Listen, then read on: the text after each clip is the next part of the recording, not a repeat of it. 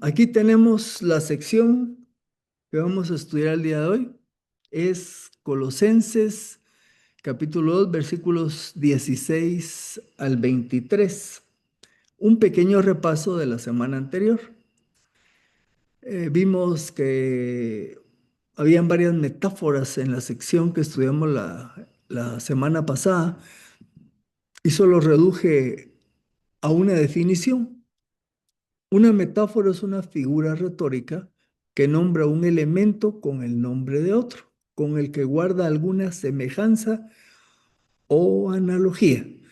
Ahora vamos a ver unos tres ejemplos de varias metáforas que usó Pablo.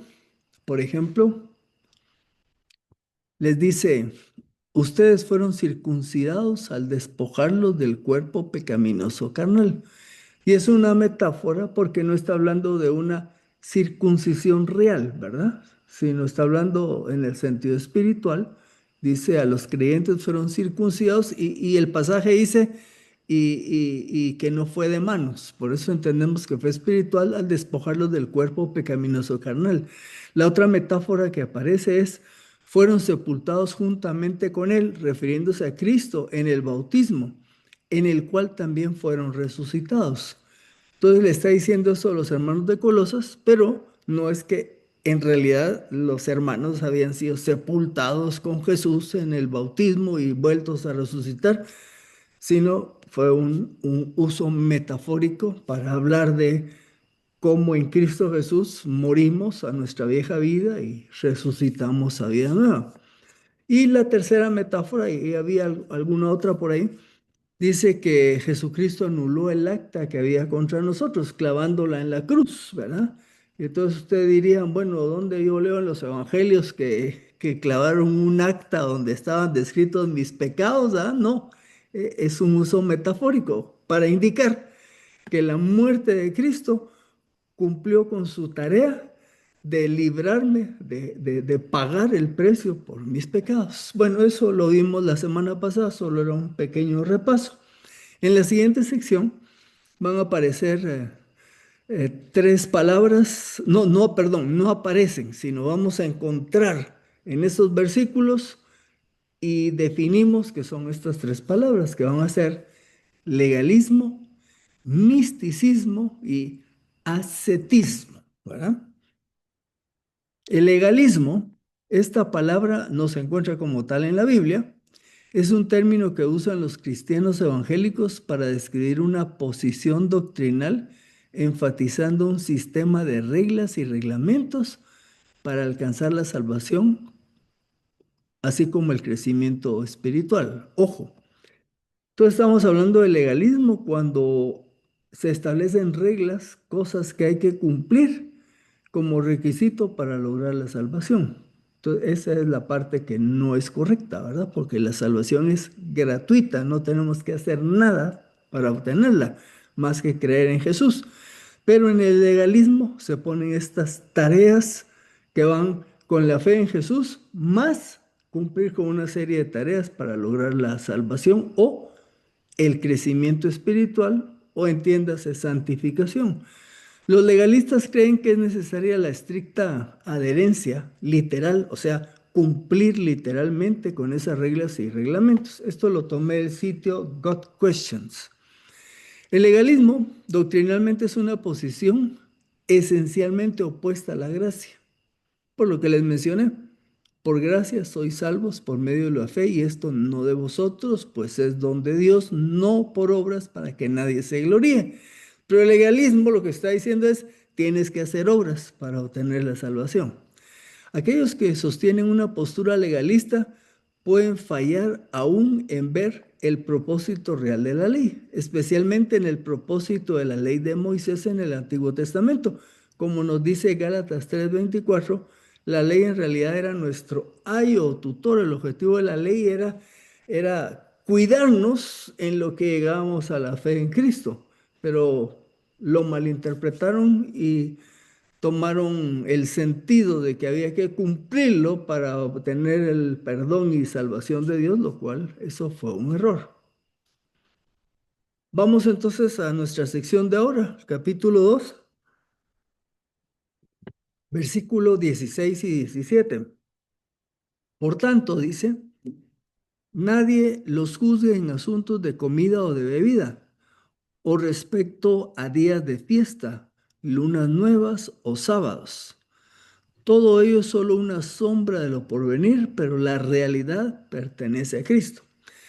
Es la comunidad de Colosas no era principalmente judía, había mucho gentil que se había convertido a Cristo. Ellos no estaban familiarizados con las costumbres de los judíos. Y en este pasaje pues habla de asuntos de comida o bebida o de fiestas o celebraciones que pertenecían al sistema judaico. Aquí aparecen entonces en escena los judaizantes, que eran aquellos, algunos, pues decían que habían creído en Cristo, eran judíos que se habían convertido al cristianismo o aparentemente convertidos, cual fuera de las dos, que andaban buscando complementar la fe en Cristo con una serie de obras de la ley para alcanzar la salvación, lo que definimos ahí como legalismo. Por ejemplo, habla de comidas. En cuanto a comidas, la ley restringía una serie de alimentos, esto en el Antiguo Testamento, pero que después quedaron en desuso. Estas prohibiciones quedaron en desuso en el Nuevo Testamento o Nuevo Pacto. Voy a ponerles un ejemplo. Allá en Levítico 11 y Deuteronomio 14 se presentan una serie de alimentos prohibidos. Yo aquí, como les anoto, dice para muestra un botón. Por ejemplo, Levítico 11:6 dice, asimismo, y está diciendo todos los animales que no podían comer los judíos, dice, asimismo la liebre, porque rumia, pero no tiene pezuña, la tendréis por inmunda. Y así habla de otros animales como el cerdo, el camello, de algunos animales del agua, etcétera. Eran animales que no podían comer dentro de su sistema religioso antiguo testamentario. Así que algunos habían llegado a la iglesia de Colosas ya buscando que la gente empezara a cumplir con estas prohibiciones de alimenticias en el contexto ya de una iglesia cristiana. Y por eso Pablo le está diciendo, no, no tienen por qué ponerles ese tipo de carga a ustedes. Les voy a hacer un recordatorio de pues, cómo percibió un judío este asunto de los alimentos. Allá en Hechos capítulo 11, yo aquí anoto, no, está bien, Hechos capítulo 10, versículos 9 al 11, nos describe a Pedro que llega a una ciudad y dice así, al día siguiente, mientras ellos iban por el camino, o sea, Pedro y acompañantes, y se acercaban a la ciudad, Pedro subió a la azotea para orar. Voy a hacer una corrección. Pedro ya estaba en esa casa y los que iban caminando eran los que había enviado el centurión a buscarlo. Así que Pedro sube a la azotea para orar cerca de la hora sexta. Era más o menos el mediodía y tuvo gran hambre y quiso comer. Pero mientras le preparaban algo, le sobrevino un éxtasis y vio en el cielo abierto, y vio el cielo abierto y que descendía algo semejante a un gran lienzo que atado de las cuatro puntas, o sea, así cuadradón, ¿verdad? Baja del cielo y se acercaba, era bajado a la tierra. Continúa el relato. En ese lienzo había de todos los cuadrúpedos terrestres y reptiles y aves del cielo. Y le vino una voz, levántate, Pedro, mata y come. Entonces Pedro dijo, Señor, no, porque ninguna cosa común e inmunda he comido jamás.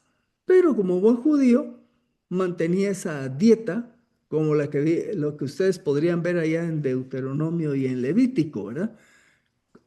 Animales que no podían comerse por razones rituales. Y por eso Pedro dice, ¿cómo voy yo a comer de esos animales? Yo nunca he comido algo inmundo. Y dice el pasaje, y le vino una voz, levántate, Pedro, mata y come. Volvió a él la segunda vez. Lo que Dios limpió, no lo llames tú común. Aquí lo que estoy ilustrando es cómo vivía un judío, ¿verdad? Pues Pedro había cumplido con la ley, no comía ciertos animales. Sin embargo, aquí Dios está usando esta imagen porque Pedro va a ser enviado a predicarle a un no judío, a un romano, a un gentil. Y un judío no entraba a la casa de un gentil porque los consideraban perros, ¿verdad? Ellos no se relacionaban con los no judíos. Y Dios le enseña que, en este caso, donde le dice, le enseña esos animales que eran inmundos antes y ahora Dios le dice, lo que Dios limpió, no lo llames común. Y aquí empieza un inicio también en la vivencia de los cristianos que habían estado en el contexto judío. Bueno. Por otro lado, aparte de los alimentos, estaban enseñando en la iglesia de Colosas que había que practicar o festejar ciertas reuniones de tipo anual, mensual o semanal que tenían los judíos. Fiestas anuales, por ejemplo, la Pascua, los tabernáculos y una otra de las que tenían la costumbre de celebrar un judío anualmente. Cuando habla de lunas nuevas, esas son mensuales. En las lunas nuevas a veces ayunaban o tenían algún ritual de comida los judíos y había semanales, porque también en el versículo se habla del sábado. Y todo esto era una exigencia que era requisito para ser salvo, contrario a lo que había sido enseñado por Pablo. Para muestra de esta situación, les traigo una escena allá en Jerusalén, en el concilio de Jerusalén. Hechos capítulo 15 relacionado con la iglesia de Antioquía. Me voy a ir un poquito atrás del tiempo que está hablando aquí Pablo. Cuando los cristianos fueron perseguidos de Jerusalén y tuvieron algunos que salir huyendo, fueron compartiendo el evangelio a sus alrededores. Se cumplió lo que dijo Hechos 1:8. Jerusalén, perdón, sí, Jerusalén, Judea, Samaria y hasta lo último de la tierra. Pues algunos subieron al norte, donde actualmente es el país de Siria. Y ahí en Siria había una ciudad que se llamaba Antioquía. Y ahí predicaron el evangelio y se convirtió gente al Señor, pero que no eran judíos, eran gentiles, o sea, no judíos. Bueno, pues en Antioquía estaban muy tranquilos cuando llegan unos judíos que digamos que habían creído en Cristo y le llegan a decir, miren, es que no es suficiente creer en Cristo, tienen que cumplir con estos requisitos de la ley para ser salvos. Entonces, mandaron a Pablo y a Bernabé del norte de Antioquía a Jerusalén a consultar ese asunto allá con los líderes de la iglesia de Jerusalén.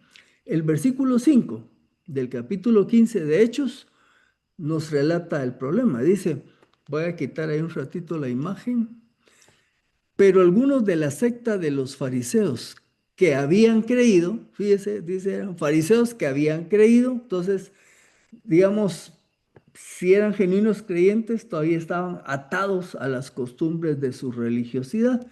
Entonces algunos de la secta de los fariseos que habían creído se levantaron diciendo, es necesario circuncidarlos y mandarles que guarden la ley de Moisés.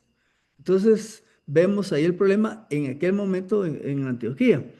Estaban algunos judíos exigiendo que los nuevos creyentes no judíos tenían que practicar la circuncisión y guardar la ley de Moisés.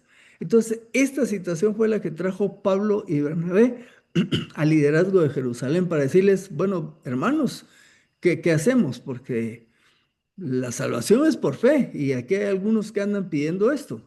Así que la respuesta del liderazgo está en los versículos 28 y 29 de Hechos 15. Ahí estaba Santiago, el medio hermano de Jesús, Pedro, Juan y otros de los líderes. Así que tienen esa reunión y llegan a esta conclusión. Porque ha parecido bien al Espíritu Santo y a nosotros. O sea, no fue una decisión humana, fue una decisión consultada con el Espíritu Santo.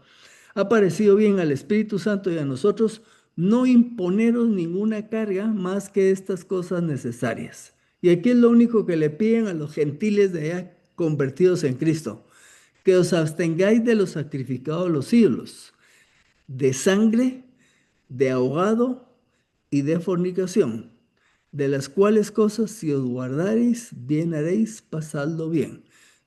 Si usted se fija, no mencionan nada del sábado, no mencionan nada de guardar fiestas, como estaban enseñando algunos ahí en Colosas, ¿verdad? Pues no mencionan tampoco nada de la circuncisión. Lo único que les dicen, y así, por la buena convivencia entre los creyentes gentiles y judíos, absténgase de comer la carne que fue utilizada para un sacrificio a ídolos en el contexto del imperio greco-romano, ¿verdad? Que tenían esa costumbre de beber sangre o de comer carne de animales que no fueron degollados sino ahogados, y de último de fornicación, que eso tiene que ver con adulterio, fornicación y cualquier cosa de índole sexual, tener una vida centrada en el Señor. ¿Habrá legalismo hoy día para salvación o santificación? Me hago la pregunta. Bueno, eh, usted sabe, no sé cuántos de aquí tienen un trasfondo católico romano, pero por ejemplo, yo de joven, pues mi hogar era así. Allá cuando era la cuaresma de los 40 días que anteceden al tiempo del Viernes Santo, no se comía carne, porque se consideraba pecado, pues eso no se hacía. Lo que hacíamos los viernes era comer pescado, cualquier cosa de pescado, por lo menos disfrutaba el bacalao a la vizcaína que hacía mi mamá, pero no se comía carne.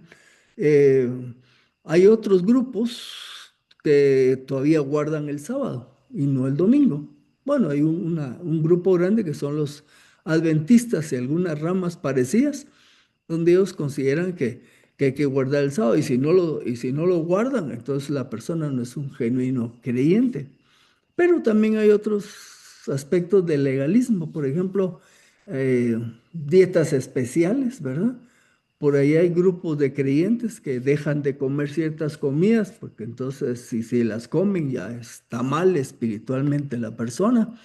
Eh, las bebidas, ¿verdad? Por ejemplo, usted, los que están aquí en este grupo, quizás cada uno va a decir, bueno, yo no soy legalista. Pues depende. Por ejemplo, si usted mira un hermano aquí en Guatemala que se está echando una copa de vino, usted va a decir, ese no ha de ser creyente porque se está tomando una copa de vino, ¿ah? O peor si lo mira tomando cerveza. Y usted dice, yo no soy legalista. Bueno, pero entonces, ¿por qué crees que el que se tomó ese vaso de cerveza no es creyente? Porque estás poniendo una regla, ¿verdad? Que tienes ahí, tal vez no lo habías pensado, donde dices, el que toma cerveza no es creyente, ¿verdad? Y recordemos que no es ese el asunto. Tampoco estoy diciendo que lo hagan, solo pues no van a después ir a decir que yo les dije, ¿va? Que hicieran eso, solo, por ejemplo, vestimenta. Nuestra iglesia no es tan cuadrada, ha tenido algunos cambios, pero por ejemplo, hay iglesias donde una mujer, si va en pantalones, no puede subir al frente, no puede estar en el ministerio de alabanza, tiene que ir con falda, ¿verdad? Y si la mujer llega en pantalones al servicio, hay iglesias donde dicen, esa mujer ha de ser como la samaritana, esa todavía tal vez no es creyente, solo porque llegó en pantalones. Puede ser el pelo. Hubo una época que si uno llegaba peludo a una iglesia, pensaban que uno no era creyente. Entonces ven que sí hay elementos de legalismo incluso en nuestros días, ¿verdad? En la iglesia evangélica en general, bailar es pecado, ¿ah? Entonces, y uno dice, yo no soy legalista, pero mira a tu hija bailando en una reunión y la sacas del chongo, ¿verdad? O no le das privilegios en la iglesia al joven aquel que te enteraste que bailó en una fiesta. Bueno, esto es solo una muestra, pero que hay legalismo, hay, y tenemos que ser cuidadosos de cómo juzgamos a las personas por algunas de estas cosas. Bueno, el versículo 17 dice que todo eso del legalismo solo es una sombra de lo porvenir, pero que la realidad pertenece a Cristo, lo cual quiere decir que adherirse a prácticas legalistas es pretender seguir sombras o ilusiones. Lo que de verdadera es real, lo que verdaderamente es real, es Jesucristo y su palabra. Así que cuando usted vea cosas en la conducta de los creyentes, no vaya a consultar las normas humanas, sino vaya a consultar la palabra de Dios para ver si la conducta que usted está viendo está o no acorde a la palabra de Dios. Pasemos al otro. Salimos del legalismo al misticismo. El misticismo es la búsqueda de una experiencia religiosa más profunda a través de una comunicación directa o inmediata con Dios, poniendo a un lado el intelecto y descansando más bien en la intuición y en la iluminación interior. Y aquí no estoy hablando de la oración, por supuesto, ¿verdad? El misticismo es así, mire, yo voy a tener un acercamiento con el Señor, no voy a pensar mucho, voy a conectarme, ¿verdad? Con lo alto. Otra definición, el misticismo es una corriente espiritual y filosófica que busca la unión, el contacto íntimo y directo con lo divino o una realidad absoluta, lo que puede hacer que hay en el más allá, ¿verdad? Se centra en la experiencia personal y trascendente, priorizando la intuición, la contemplación, la meditación por encima del conocimiento lógico y dogmático. Y eso está aquí en Colosenses. Bueno, veamos, versículo 2:18. Nadie los prive de su premio fingiendo humildad y culto a los ángeles, haciendo alarde de lo que ha visto, vanamente hinchado por su mente carnal. Es que ahí en Colosas habían unos que, aparentando ser humildes, estaban enseñando que había que hacerle culto a los ángeles. Y eso está prohibido porque al Señor tu Dios solo a Él adorarás. No hay nadie más a quien hay que darle culto. Pero estos estaban enseñando a hacerle culto a los ángeles. Y dice ahí que haciendo alarde de lo que ha visto el que está enseñando esto, ¿verdad? Vanamente hinchado en su mente carnal. El otro aspecto de las falsas enseñanzas era el de aquellos que con una humildad fingida practicaban el culto a los ángeles. Esto tenía que ver con el misticismo de los prenósticos, y digo prenósticos porque los gnósticos surgen más adelante en la historia, pero ya habían pensamientos que luego desarrollaron los gnósticos.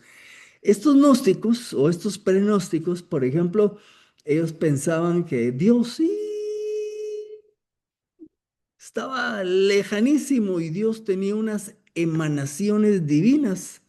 Y por ejemplo, el Dios del Antiguo Testamento fue una emanación de ese Dios original y los ángeles eran emanaciones de ese, el mismo Jesucristo, para ellos era una emanación, pero así de, después de subemanaciones, ¿verdad? Era un rollo todo complejo. Ese era el misticismo de ellos, ¿verdad? Por eso es que hablaban de adorar a los ángeles, porque consideraban que eran emanaciones de Dios. Estos fulanos, y si ustedes encuentran grupos gnósticos hasta el día de hoy, por ahí antes uno los miraba, algunas casas donde decía centro de estudio gnóstico. Ellos hablan de que tienen conocimientos especiales de Dios o de la divinidad, ¿verdad? Y que esos conocimientos secretos y especiales solo son para una élite. Y entonces lo jalaban a uno para que si querés conocer lo profundo y lo secreto, venite a nuestras reuniones. Y tenían unos sus rollos raros. Yo todavía conocí alguno que otro que anduvo en mis días de juventud. Anduve bien, no buscando, solo viendo, ¿ah? Y tuve por ahí mi conocido gnóstico, unos rollos rarísimos, ¿verdad? Bueno, ese misticismo, usted diría, bueno, también pasó solo allá, depende. En el mundo actual, pensaríamos que puede haber misticismo dentro de la iglesia evangélica. Pues mire, hay hermanos que le van a decir a ustedes que ellos tienen revelaciones especiales de parte de Dios. Hay iglesias donde el líder le llega a decir a un varón, mira, fíjate que el Señor me dio palabra para vos, vos debes de dejar ese trabajo, fíjate, y debes de cambiarte, ¿verdad? Y al patojo le van a decir, fíjate que vos nos contaste que querías estudiar tal carrera, pues el Señor me indicó que te quiere en tal lugar, incluso hasta para mandarlo a pastorear a otra iglesia, ¿verdad? Pero es parte de ese misticismo que se cuela en algunas iglesias. Hermanos ahí que dicen que ellos tienen contacto especial con Dios y reciben instrucciones y luego están dándole instrucciones a la gente. Nuestras únicas instrucciones deben de provenir de la palabra de Dios. Así que si un hermano o hermana espiritual maduro nos da un consejo, una exhortación, esta tiene que estar basada en la palabra de Dios. ¿Me explico?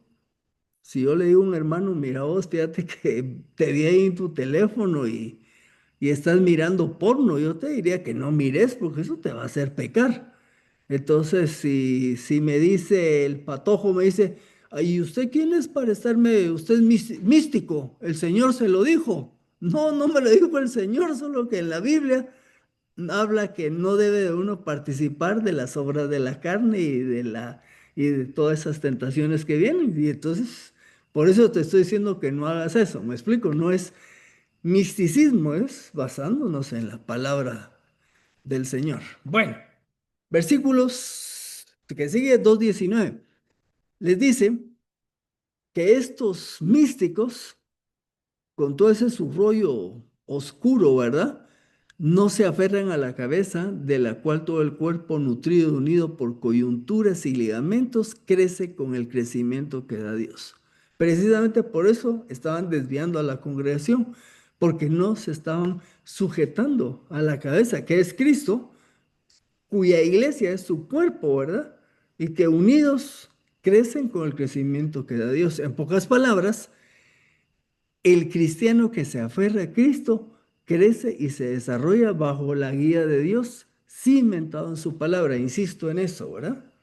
Tercero, ascetismo. El ascetismo es una doctrina filosófica y religiosa que busca la purificación espiritual mediante la renuncia voluntaria a los placeres materiales, el confort y los deseos carnales. Proviene del griego askesis, que significa ejercicio o entrenamiento, y consiste en disciplinar la mente y el cuerpo para alcanzar la iluminación, la virtud o la trascendencia. Prácticas del ascetismo: el ayuno, la pobreza, el celibato, la reclusión y la oración.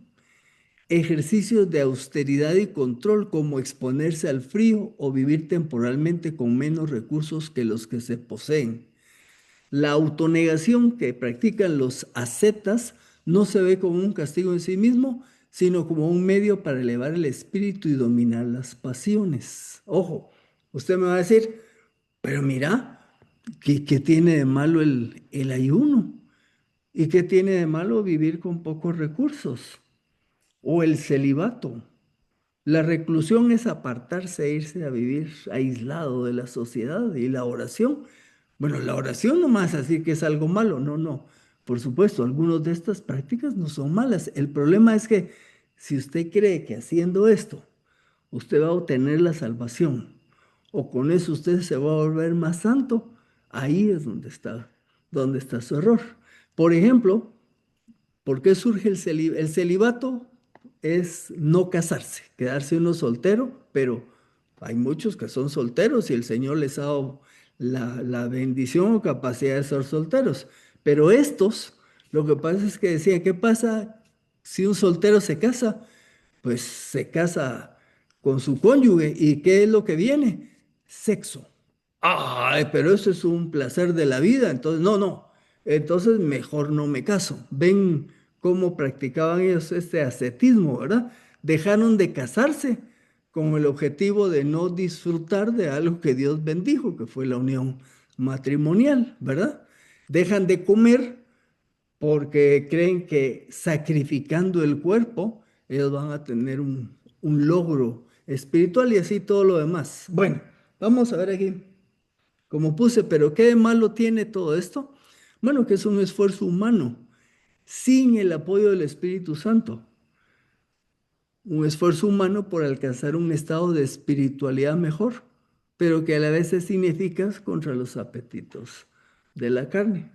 En mi tiempo de juventud, con mi mamá, ella venía de un contexto diferente. Por ejemplo, me la encuentro un día que había estado rezando, ¿verdad? Porque algo así, por alguna situación de necesidad, pero tenía un clavo aquí en la palma de la mano. Y mientras ella rezaba, se empujaba el clavo para poder sufrir, ¿me explico? Y entonces como que Dios oyera su oración, estaba experimentando dolor, pero eso le habían enseñado, ¿verdad? Cuando ella ya creyó en Cristo, dejó de hacer eso, ¿va? Por supuesto. Entonces vamos ahí y vamos terminando. Dice Pablo, siendo que la muerte de ustedes con Cristo los separó de los principios elementales del mundo, de los rudimentos del mundo, dice otra versión, ¿por qué como si aún vivieran en el mundo se someten a ordenanzas como, aquí viene lo del ascetismo, ¿ah? No uses, ni gustes, ni toques, ¿verdad? No, voy a comer solo pan y tortilla porque el placer de una buena alimentación, un platillo de pollo, pescado, carne, no, eso voy a sacrificar mi alma y voy a comer solo pan con tortilla, ¿verdad? Qué alegre estar los hermanos juntos en armonía. No, yo me voy a aislar porque así no platico con nadie. A mí ese es un placer del ser humano, estar con otros. Y ahí surgieron los monasterios, ¿verdad? Entonces se iban y se iban a vivir aislados de la sociedad. Bueno, si en Cristo ya tenemos libertad respecto a la vieja naturaleza, ¿por qué regresar a los asuntos elementales de una vida de negación de las cosas buenas de la vida? Tales cosas, dice Pablo, son destinadas a perecer con el uso, pues son según los mandamientos y las doctrinas de hombres. De hecho, semejantes prácticas tienen reputación de ser sabias en una cierta religiosidad, en la humillación y en el duro trato del cuerpo, pero no tienen ningún valor contra la sensualidad. El monje que estaba allá lejos en el desierto, en un monasterio, en una torre en las montañas, habiendo dejado de ver mujeres, ahí estaba la vieja naturaleza trayéndole a la mente imágenes de mujeres, de las cuales había pretendido alejarse, y igualmente para las mujeres. Por eso dice, no tiene ningún valor contra la sensualidad. Estas prácticas no provienen de Dios, sino de enseñanzas y mandamientos de hombres. Y aunque algunos creen que esto les da prestigio, estas cosas, estas abstenciones no tienen poder para resistirse y vencer a la sensualidad. Entiéndase los placeres de la carne, como por ejemplo el adulterio y la fornicación. Así que nos podríamos preguntar, mira, bueno, entonces después de tanta cosa, ¿cómo debemos de vivir la vida cristiana? Bueno, voy a terminar con un pasaje que ya hemos visto anteriormente. Gálatas 2:20. Con Cristo he sido juntamente crucificado y ya no vivo yo, sino que Cristo vive en mí. Y lo que ahora vivo en la carne, lo vivo por la fe en el Hijo de Dios, quien me amó y se entregó a sí mismo por mí. Así que la vida cristiana se vive en relación continua con el Señor, una vida de fe. Y entonces eso nos va a ayudar a que cualquier enseñanza ajena o extraña que no esté fundamentada en la palabra, pues le decimos sencillamente no, porque yo con Cristo estoy juntamente crucificado y lo que vivo, lo vivo en una vida de fe en Él que me amó y se entregó a sí mismo por mí. Llegamos entonces al final de esta noche. Buenas noches como siempre.